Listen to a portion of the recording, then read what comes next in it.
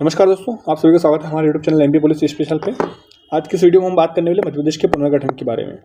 1861 से लेकर 1947 तक मध्य प्रदेश की क्या स्थिति थी उसके बारे में चर्चा करेंगे। उसके बाद हम देखेंगे 1947 से लेकर 1956 तक जब मध्य प्रदेश का निर्माण हुआ उसके बीच में क्या स्थिति रही है और 1956 के बाद क्या स्थिति रही है।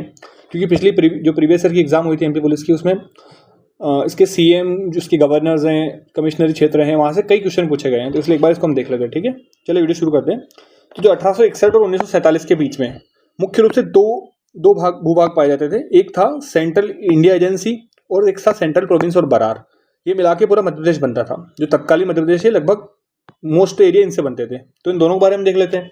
मुख्य तौर पे दो ही हुआ करते थे, सेंट्रल प्रोविंस और बरार। जो सेंट्रल प्रोविंस था इसकी स्थापना 2 नवंबर 1861 को हुई थी। बरार इसमें स्टार्टिंग से शामिल नहीं था, ये बाद में जुड़ा है। कब जुड़ा है? 1903 में जो हैदराबाद के निज़ाम था उससे अंग्रेज 25 लाख की सालाना लीज पर बरार को लेते हैं और इसके अंदर जोड़ते हैं। उसके बाद जो 1891 की जनगणना हुई थी, जो कि तीसरी जनगणना थी, ठीक है, और लाइन जो क्रमागत होती है वो दूसरी थी, टोटल तीसरी थी। जनगणना के समय सीपी में टोटल 4 कमिश्नरी क्षेत्र हुआ करते थे। कौन कौन से? जबलपुर, नर्मदा, नागपुर एवं छत्तीसगढ़। उसके बाद देखते हैं सेंट्रल इंडिया एजेंसी। ठीक है, 1854 में इसका गठन होता है। ये बनती है स्टार्टिंग में बुंदेलखंड और बघेलखंड मिला के इंडिया एजेंसी बनती है। ठीक है, उसके बाद जब इसमें ग्वालियर एजेंसी को मिला दिया जाता है तब ये कंबाइंड रूप से सेंट्रल इंडिया एजेंसी कहा जाती है। सेंट्रल इंडिया एजेंसी में एक रेजिडेंट नामक अधिकारी बैठा करता था। ठीक है, कहाँ कहाँ बैठता था? इंदौर में बैठता था और ग्वालियर में बैठता था। अब रेजिडेंट कौन होता था?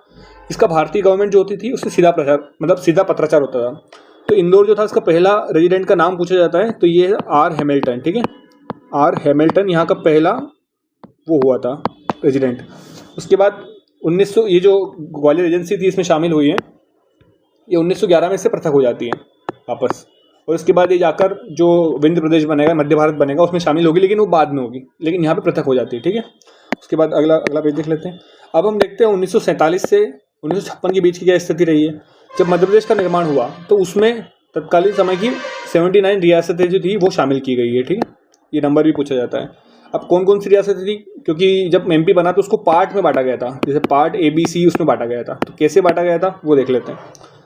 पहले थोड़ा पढ़ लेते हैं, वैसे जब देख लेते हैं। जो मध्य भारत बना था उसको पार्ट B स्टेट बनाया गया। इसके अंदर 25 रियासतें शामिल थी। इसकी 2 कैपिटल थी, एक इंदौर हुआ करती थी, एक ग्वालियर हुआ करती थी। 5.5 महीने ये कैपिटल रहती थी और 6.5 महीने ये कैपिटल हुआ करती थी। ठीक है, ये याद नहीं रखना, लेकिन नॉर्मली ध्यान रखना है सिर्फ।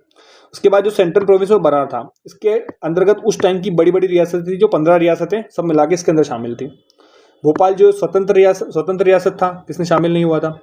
और 39 रियासतें विंध्य प्रदेश में शामिल थी, जिसकी कैपिटल रीवा थी। और जो सेंट्रल प्रोविंस की कैपिटल नागपुर हुआ करती थी।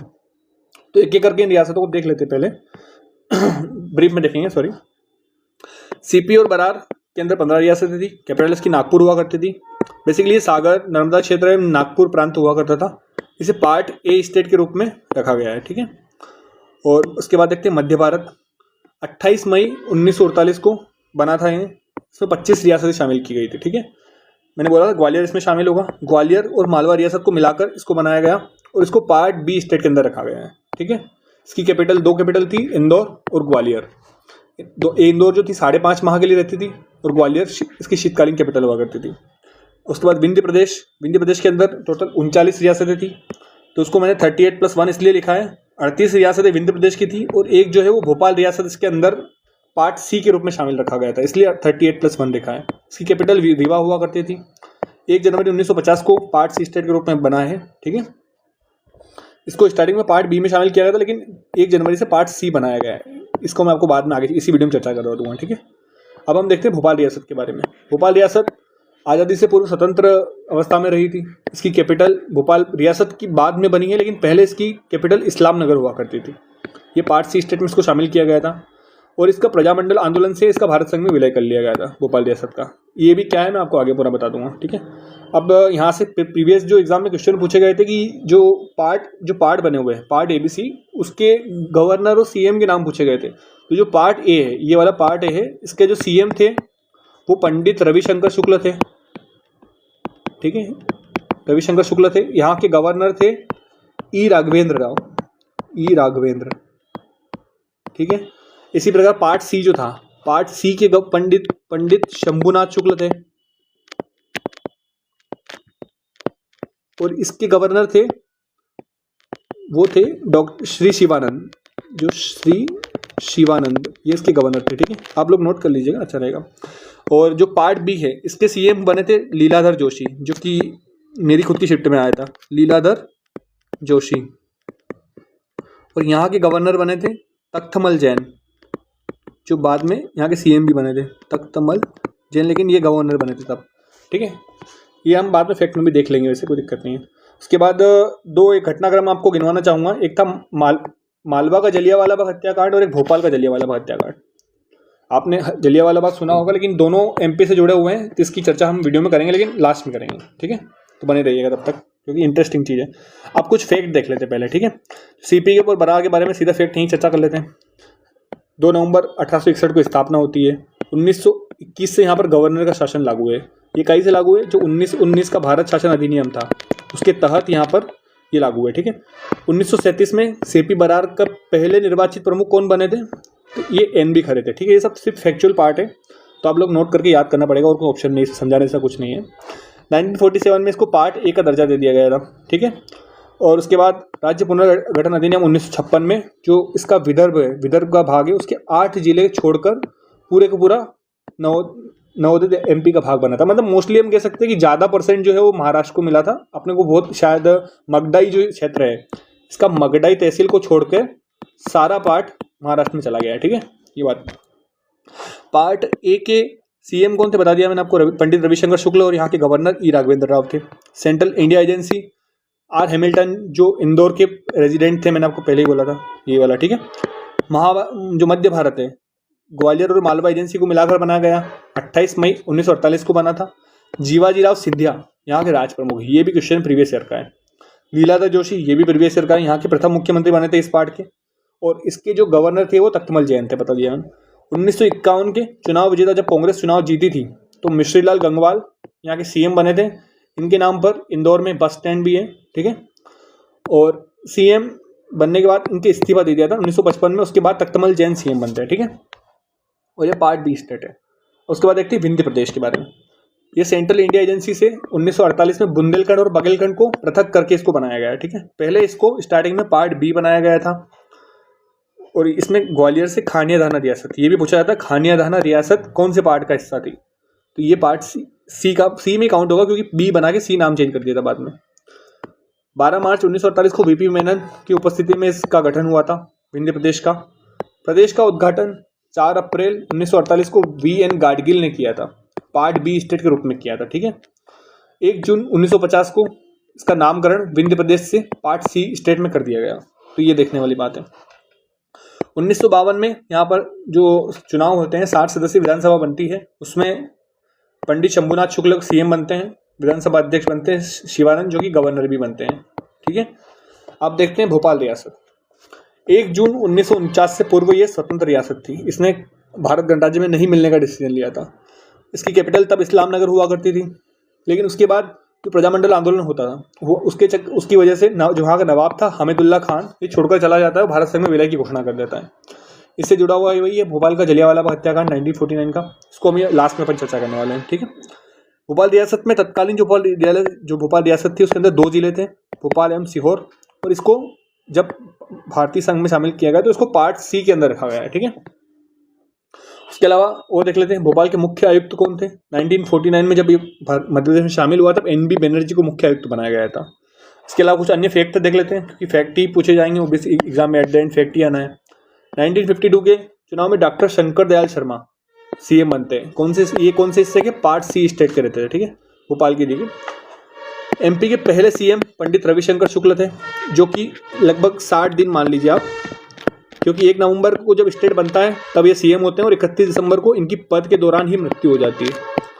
तो ये सबसे कम टाइम तक सीएम रहने वाले हैं एमपी के।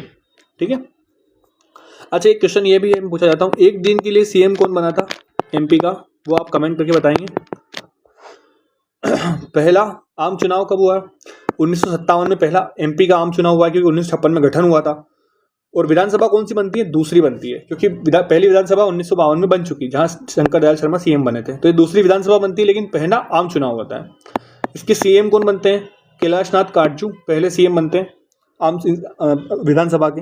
भोपाल 1956 में राजधानी बनता है, ठीक है। अच्छा, भोपाल राजधानी तो बन जाता है लेकिन जिला 1972 में बनता है, ठीक है। उससे पहले क्या था, 1972 तक क्या बन के रहता है, तो जो सीहोर जिला है उसकी तहसील के रूप में भोपाल रहता है, उसको राजधानी जरूर बना दिया जाता है। मध्य प्रदेश नाम का सुझाव, ये भी क्वेश्चन पूछा जाता है। पंडित जवाहरलाल नेहरू ने इसको हृदय प्रदेश भी कहा है, ठीक है, ये भी है, हालांकि ये पता होगा नॉर्मल सबको, हृदय प्रदेश की संज्ञा भी दी है। रियासतों के एकीकरण में बुंदेलखंड जो थी वो भारत के अंदर, भारत में पहली रियासत थी जो भारत संघ में शामिल हुई है, ठीक है, बुंदेलखंड। ये भी अपने आप में बड़ी इफेक्ट की बात है। टोटल 65 रियासतें मध्य प्रदेश में शामिल हुई है। उसके बाद मगडई जो हरदा वाला क्षेत्र है, मगडई क्षेत्र एकमात्र ऐसी रियासत है जो सेंट्रल प्रोविंस और बरार है, वो उसकी एमपी में शामिल है। बाकी सारे 8 जिले विदर्भ के तो महाराष्ट्र में चले गए हैं। मध्य प्रदेश में जिलों का निर्माण जो है वो BR दवे आयोग की अनुशंसा पर होता रहा है। तो इसके हम जिलों का निर्माण हम अलग से किसी वीडियो में चर्चा कर लेंगे, क्योंकि जब हम आज़ाद हुए थे, एमपी का जब निर्माण हुआ था तब 43 जिले बने थे और वर्तमान में जिलों की संख्या 55 है। तो कब कौन से जिले बने हैं, कब छत्तीसगढ़ का विभाजन हुआ है, उसमें कौन से जिले चले गए, कौन से बचे हैं, तो वो हम अलग से देख लेंगे, ठीक है, क्योंकि बहुत बड़ा बन जाएगा वीडियो। फिर सीमा निर्धारण देख लेते हैं। एमपी की सीमा का निर्धारण कैसे हुआ, तो सीपी और बरार मगडई रियासत के अतिरिक्त सभी 8 जिले महाराष्ट्र में चले गए। भानपुरा तहसील जो है मंदसौर जिले की है, इसका सुनील टप्पा ये राजस्थान को मिला। उसके अलावा छोड़कर पूरी भानपुरा तहसील मध्य प्रांत में शामिल कर ली गई। भोपाल और विंध्य प्रदेश जो है वो पूरा का पूरा एमपी में आ गया। तो राजस्थान की जो सिरोंज तहसील है वो विदिशा जिले को मिल गई, ठीक है। इस प्रकार जब 1 नवंबर 1956 को मध्य प्रदेश बना था तो उसमें 43 जिले और 7 संभाग थे। अच्छा, अभी वर्तमान में 10 संभाग हैं। तो कौन से 3 संभाग नहीं थे ये आपको पता होना चाहिए। तो मैं बता दूं 3 संभाग कब बने थे। 2 संभाग बने थे 1980 में और एक बना था 2008 में। अब कौन कौन से कब बने, तो 1980 में 2 बने थे, एक बना था चंबल, एक बना था जो होशंगाबाद है, फिलहाल में नर्मदापुरम हो गया है, तो ये बना था। और 2008 में बना है शहडोल, ये नवीनतम संभाग है, ठीक है। ये 3 संभाग बने थे। मध्य प्रदेश स्थापना समारोह जो कि 1 नवंबर को मनाया जाता है, इसको मध्य पर्व के नाम से जाना जाता है, ठीक है। तो ये देख लेते हैं। अब हम चर्चा करते हैं जो मैंने बोला था आपको, भोपाल का जलियांवाला बाग हत्याकांड और मालवा का जलियांवाला हत्याकांड, दोनों में क्या खासियत है। भोपाल कांड को एक और नाम दिया जाता है, इसको बोरास कांड भी बोला जाता है, ठीक है। ये क्यों, किस वजह से हुआ था ये बताता हूँ आपको। इससे जुड़ा हुआ डायरेक्ट रूप से प्रजामंडल आंदोलन है, किस लिए हुआ था ये भी चर्चा कर लेते हैं। बोरास कांड क्या होता है, ये होता है 14 जनवरी, दोनों संक्रांति को ही होती है, ये भी 14 जनवरी को होता है, ये भी 14 जनवरी को, लेकिन ये हुआ था 1949 के अंदर। जो भोपाल का नवाब था उस टाइम क्या हो रहा था कि लोग जो थे वो भोपाल भारत संघ में विलय के लिए विद्रोह कर रहे थे। तो इसके नवाब जो नबीबुल्ला खान था उसने रियासत के क्षेत्र के अंदर तिरंगा फहराने पर और राष्ट्रगान गाने पर बैन लगा रखा था। तो एक धन सिंह होता है, धन सिंह करके व्यक्ति था, धन सिंह बोराग, इसने तिरंगा फहराया और राष्ट्रगान गाया। तो इसको नवाब ने गिरफ्तार करके इसको फांसी से, इसको मतलब जान से मरवा दिया। तो यहाँ पे भीड़ भड़क गई थी, तो लोग फिर विरोध कर रहे थे। तो उसके जो इसका नवाब था उसने उसके थानेदार को, जो उसका जाफर थानेदार करके था, उससे गोलियां चलवा दी। तो उसमें 6 लोग शहीद हो गए थे। तो उसके बाद भयंकर विद्रोह भड़क गया था। तो उस विद्रोह के डर की वजह से जो प्रजामंडल आंदोलन के रूप में उभरा था प्रजामंडल, तो उसके डर की वजह से इसने जो भारत संघ में विलय की घोषणा कर दी थी और ये भाग गया था, ठीक है। तो इस तरीके से ये इसका भारत संघ में विलय हुआ था। तो ये भोपाल का जलियांवाला हत्याकांड है, ठीक है। धन सिंह बोराग रायसेन से संबंधित है, ये आपको देख लेना, तारीख देख लेना है, मकर संक्रांति के दिन हुआ था। अब एक था मालवा का जलियांवाला हत्याकांड, इसका दूसरा नाम है सीहोर नरसंहार, ये इस नाम से भी पूछा जा सकता है एग्जाम में। हालांकि ये पीएससी के क्वेश्चन है, बाकी फिर भी पूछा जा सकता है क्योंकि फैक्चुअल क्वेश्चन है तो 1 लाइनर तो आ ही सकते हैं। ये भी होता है 14 जनवरी, ये होता है 1858 को। तो आप समझ गए होंगे जो क्रांति हुई थी उसके आसपास की घटना है। ये कहाँ होता है, ये सीवन नदी के किनारे होता है, ठीक है। ये सीवन नदी के किनारे, और जो ये बोरास कांड हुआ था ये नर्मदा नदी के किनारे, ठीक है। ये भी आप नोट कर लीजिएगा, तो नर्मदा किनारे, ये सीवन नदी के किनारे हुआ था। अब इसके अंदर क्या हुआ था, तो जो 1857 की क्रांति हुई थी, उस क्रांति के दौरान जो बागी सैनिक थे, बागी सैनिक जिन्होंने सरकार बनाई थी, जो बागी सैनिकों की सरकार बनी थी, तो उसके बाद जो यहाँ पे जनरल ह्यूरोस था, अंग्रेज अधिकारी था, ये नाम था इसका जनरल ह्यूरोस। इसने क्या करा था कि जो जितने भी बागी सैनिक थे इनको, मतलब इनकी संख्या थी 356 विद्रोही सैनिकों को एक लाइन में खड़ा करके इनको गोली मार दी थी सबको। तो उस वजह से ये बदनाम कांड है, तो ये भी जाना जाता है। ठीक है, ये सीहोर के अंदर का हुआ था। तो ये था आज का वीडियो जिसमें मध्य प्रदेश के पुनर्गठन से जितने भी फैक्ट हो सकते थे हमने चर्चा की इस वीडियो में। इसके अलावा और भी कोई फैक्ट अगर आपको लगे जो अगर इंपॉर्टेंट हो सकता है तो आप शेयर कर सकते हैं, कमेंट में शेयर कर सकते हैं, ताकि हम अगले वीडियो में डिस्कस कर सकें। ठीक है, thank you so much. Video अगर अच्छा लगा हो तो वीडियो को लाइक कीजिएगा, चैनल को सब्सक्राइब कीजिएगा। Thank you so much.